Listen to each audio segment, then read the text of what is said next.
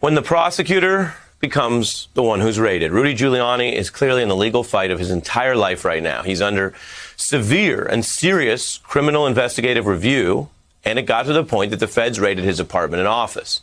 Now, there are brand new developments in this case, and it's not every day that we're discussing the recent lawyer for the president in this much trouble for the former president. Giuliani's new defense team asking to get his phones back already and trying to basically stop potentially evidence that the feds lawfully seized from review or use. Now, we have a newly unsealed filing where Giuliani's attorney claims the feds believe, that is, that they were expecting Giuliani would destroy evidence or attempt to intimidate witnesses if he knew the extent of the investigation.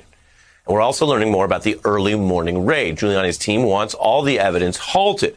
They're also alleging, and they have every right to file their briefs, it doesn't mean what I'm reporting is true, but they're saying that they think Giuliani's now being treated by this Justice Department like the head of a drug cartel or like a terrorist.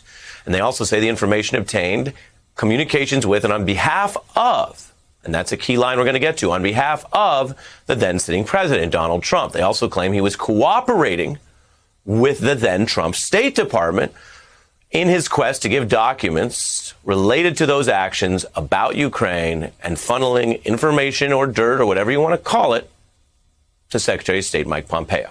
The lawyers are working both in court and behind the scenes. Giuliani is out doing what he does. He's on the airwaves talking about the case. I know I didn't do anything wrong, so I'm quite confident that in the long run, when they finish all this political persecution, they will not sort of completely corrupt themselves and bring some kind of a false prosecution. I'm joined now by Neil Katyal, former acting U.S. Solicitor General. Thanks for being here.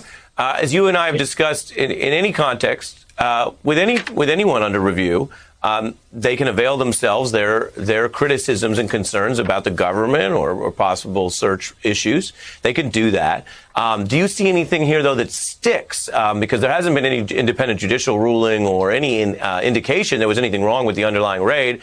He's now saying that he feels, it's, I guess, a somewhat emotional, or if you wanted to be less charitable, a kind of a snowflake defense, that he feels that they are treating him like a mob boss. That's his feeling. What they're doing, as I understand it, is working with judges to gather evidence.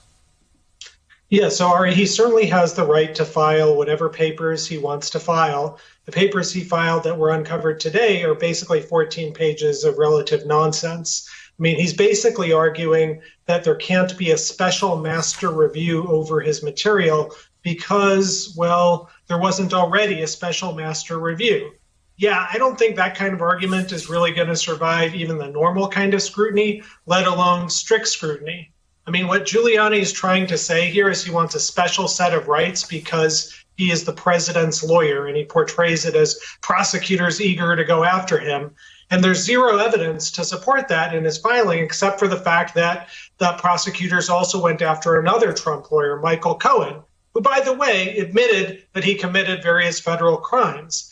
And so I guess at the end of this, I'm just not quite so sure that being President Trump's lawyer cuts quite in the direction that Rudy Giuliani think it does. And these allegations just don't pass the smell test. I mean, the leftist plot to take out Rudy Giuliani is so insidious, I guess, that it began in the Trump Justice Department in 2019, which is when this investigation began. Doesn't make sense.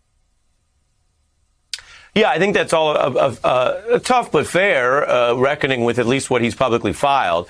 Then you bring in the other part, which is the relationship with Donald Trump. And this is fascinating and high stakes. And it's also where a bit of a tell comes in, because Donald Trump, everyone remembers, has jumped in very controversial ways on behalf of certain people.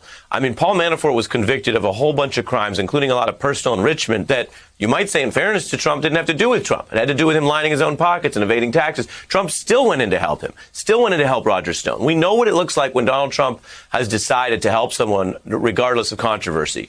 Here's reporting from the Daily Beast that says Trump, quote, has blown off Giuliani's pleas for help. It won't issue a written statement saying that the work in Ukraine was done on Trump's behalf, won't sign on to a legal motion to throw out the seized communications, and then, of course, no surprise, and we've discussed it before, won't pay any bills. Put the bills to the side for a moment. That's sort of Trump 101.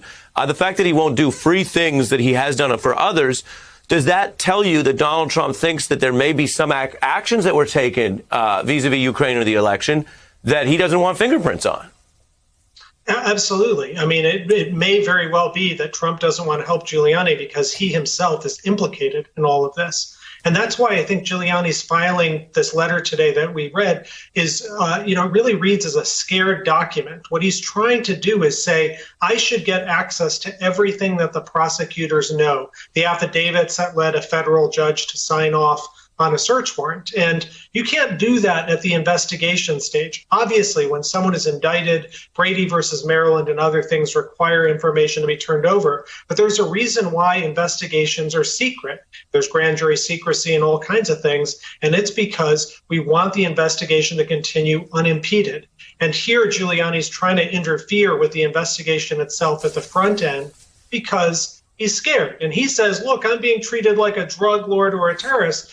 And that would be a fair comparison if the prosecutors weren't pulling evidence from his iPhone, like parents looking at their kid's phone for, explicit lyrics and music. I mean, it's just, it's candy for them. And, so far, not a single thing that Giuliani's filed leads me to think there's anything wrong or nefarious about this investigation, which, again, began in the Donald Trump Justice Department. Right. And that's why when we see this level of concern, Giuliani's is one version you just documented, Trump's is another, which is running away from it. It's very striking to really just keep an eye as we will keep pulling the thread of what the feds are after here. Neil Katyal, always great to have you. I want to remind everyone for